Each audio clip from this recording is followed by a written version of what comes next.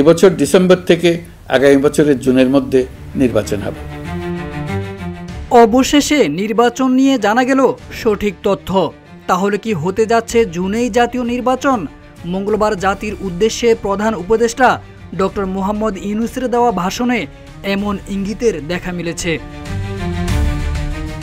এবার কিছুটা স্বস্তির দেখা মিলবে রাজনীতির মাঠে।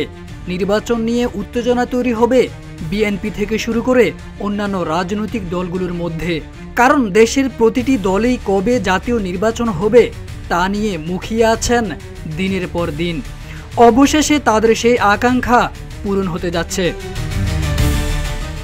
কিছুটা জোর দিয়েই ডক্টর ইউনূস বলেছেন, নির্বাচনের ব্যাপারে আমি আগেও বলেছি, আবারও বলছি, এই বছর ডিসেম্বর থেকে আগামী বছরের জুনের মধ্যে নির্বাচন হবে।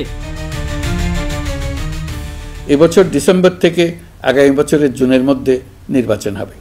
আমরা চাই আগামী নির্বাচনটি বাংলাদেশের ইতিহাসে সবচেয়ে অবাধ, সুষ্ঠু ও গ্রহণযোগ্য নির্বাচন হবে।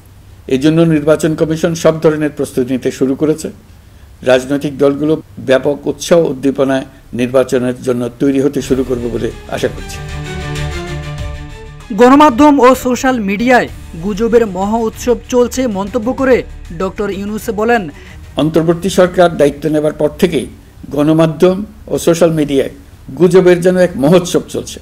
দেশকে অস্থিতিশীল করার জন্য একের পর এক মিথ্যা তথ্য ছড়িয়ে দিয়ে জনগণকে বিভ্রান্ত করার চেষ্টা চলছে।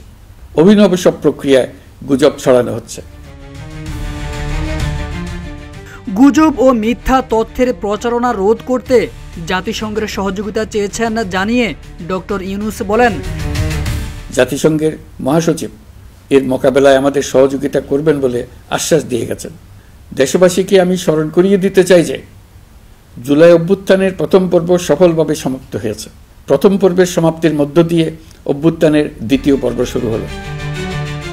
পরিশেষে ডক্টর ইউনূস বলেন, আমাদের দায়িত্ব জাতির সামনে পুরো প্রক্রিয়াটি স্বচ্ছভাবে তুলে ধরা এবং প্রক্রিয়া শেষে নির্বাচনের আয়োজন করা।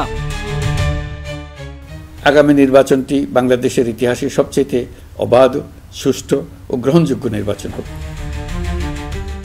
তারেক আজিজ খান, রূপালী বাংলাদেশ।